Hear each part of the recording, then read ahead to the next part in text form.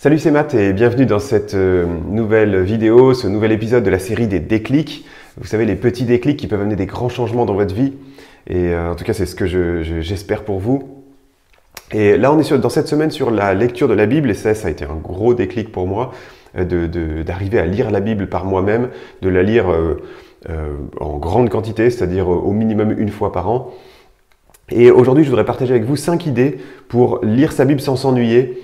Et avoir toujours des choses à mettre en pratique. La première idée, c'est tout simplement de prier avant. Ça a l'air tellement basique, tellement bête, mais si vous avez commencé, peut-être que vous avez oublié de faire ça. Moi, je sais que même en le sachant, parfois, je me disais non, mais allez, j'ai pas beaucoup de temps, donc je vais juste lire ma Bible, je prierai plus tard ou voilà, je fais une toute petite prière. Non. Réellement, c'est super important. Pourquoi? Parce que vous allez demander à Dieu qui vous touche, qui vous révèle quelque chose pour aujourd'hui, qui vous révèle quelque chose qui ne va pas chez vous, qui vous révèle quelque chose à mettre en pratique. Et si vous ne le faites pas, cette prière-là, vous ne mettez pas votre cœur dans la bonne disposition pour recevoir la parole de Dieu. Donc ça serait vraiment dommage. Deuxièmement, je vous recommande et je vous conseille de prendre des notes sur... justement, si vous demandez que Dieu vous touche, s'il le fait, prenez des notes tout de suite. Comme je vous l'ai déjà dit dans la série sur les objectifs notamment, la motivation ou l'enthousiasme, il retombe très très vite. Et quand Dieu vous touche sur quelque chose, ça va être très momentané. Peut-être même ça peut arriver, donc quand vous lisez la Bible, à plus forte raison, ça peut arriver aussi quand on se promène, ça peut arriver dans des moments complètement incongrus où tout d'un coup quelque chose nous touche. Je suis surpris, moi, du nombre de gens qui prennent aucune note quand ils écoutent une prédication, qui regardent une vidéo, qui lisent un bouquin. Je me dis, soit ce qu'ils font est vraiment pas intéressant, soit la prédication est super mauvaise, soit en fait ça les touche pas, quoi, je sais pas. Mais prenez des notes sur vraiment ce qui vous touche. Alors moi j'avais une idée avec ça. Alors je prenais des notes un peu au début de façon un peu désordonnée. L'idée quand vous prenez une note, si c'est un verset, parce que là on parle de la lecture de la Bible, si c'est un verset qui vous a touché, prenez une note sans forcément écrire le verset. Complètement. Ce que vous pouvez faire, c'est que vous notez juste l'idée que vous avez compris, ce que vous avez compris de ce verset, ou alors un tout petit morceau du verset, pour simplement vous rappeler de qu'est-ce qui vous avait touché. Après, vous notez la référence, comme ça vous pourrez aller revérifier directement si vous avez un doute sur ce verset.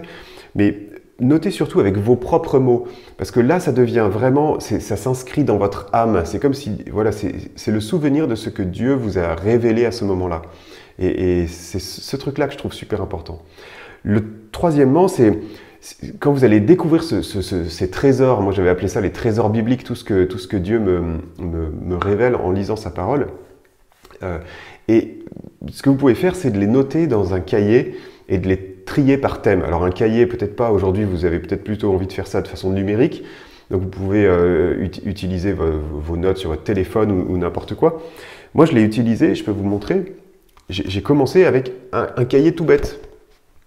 Et j'ai ouvert la première page et j'ai noté, premier truc qui m'est venu, c'était la volonté de Dieu pour moi. Et j'ai commencé à écrire tout ce que j'ai trouvé sur la volonté de Dieu pour moi. Donc, il y avait 1 Thessaloniciens 4, verset 3, ensuite Éphésiens 4, verset 15, croître jusqu'à parvenir à l'unité de la foi, l'unité de la connaissance dans le Fils de Dieu, etc. etc. Et j'ai commencé à noter verset par verset ce qui m'arrivait. Ensuite, j'ai lu autre chose. Et tout d'un coup, j'ai eu envie de faire un thème, vivre libéré de l'emprise de Satan. Et noter, vous connaîtrez la vérité vous rendra libre, etc., etc. Après, Dieu et la musique. Et à chaque fois, vous démarrez une nouvelle page.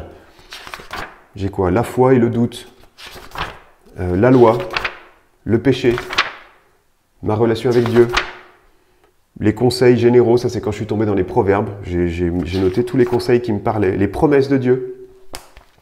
Et du coup, ça me fait un cahier complet de thèmes et de choses qui m'ont touché. Mais comme j'ai lu ma Bible plusieurs fois, des cahiers comme ça, j'en ai plein.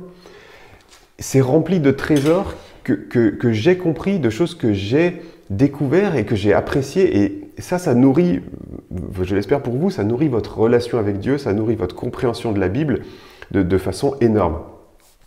Donc ça, c'était... organisé en thème, un par page, et vous notez dessus, et puis de temps en temps vous revenez, vous relisez tout ça. Et de temps en temps, quand quelqu'un vous dit « Ouais, moi j'ai un problème avec tel truc ou tel truc », vous lui dire « Attends, j'avais pris plein de notes là-dessus », vous regardez dans votre cahier, vous allez voir à quel point vous êtes ressourcé et vous retrouvez toutes ces choses que vous aviez découvertes en lisant. Quatrièmement, il y a une petite idée toute bête, ce que j'ai fait une année où, ça faisait longtemps ça faisait déjà plusieurs fois que je lisais ma Bible en entier, en un an je veux dire, et ça a été de donner un titre à chaque chapitre. C'est-à-dire que je lisais un chapitre entier, et je ne passais pas au suivant tant que je n'avais pas un titre à donner à ce chapitre. Essayez en une phrase de résumer ce chapitre.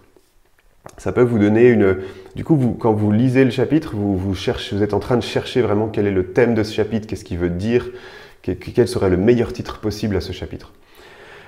Et la cinquième idée, ça c'est peut-être la plus importante, c'est utiliser tout ce que Dieu vous révèle dans la parole, utilisez-le pour nourrir vos 2 listes de prières. Je ne sais pas si vous avez suivi la série depuis le début, les vidéos 1 à 8, 1 à 7, c'était sur la prière. Et je vous avais dit que moi j'ai 2 listes de prières que je nourris et que je répète chaque jour, parce que je les répète pas de façon robotique, mais je veux m'exercer à prier tous les jours.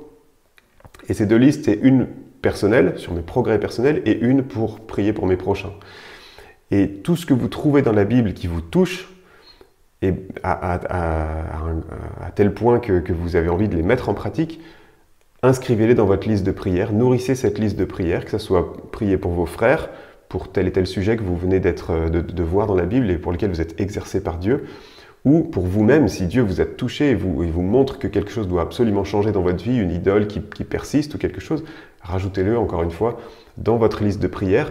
Notamment, c'est génial à faire avec les promesses de Dieu. Vous lisez les promesses de Dieu et elles vous touchent, et vous voulez absolument les vivre, et bien rajoutez-les dans votre liste de prières. Allez, je vous laisse là-dessus, que cette journée soit à la gloire de Dieu, et je vous retrouve demain pour un autre thème. Ciao. Si tu aimes, clique sur j'aime, c'est la façon la plus simple de partager et d'inspirer d'autres personnes. Je t'invite aussi à t'abonner pour ne pas louper les prochains épisodes et pour oser changer tout ce qui doit changer dans ta vie. Tu peux aussi me retrouver sur entrepreneurchrétien.com pour plus d'outils et de ressources pour mettre tes talents en action pour la gloire de Dieu. Alors à bientôt.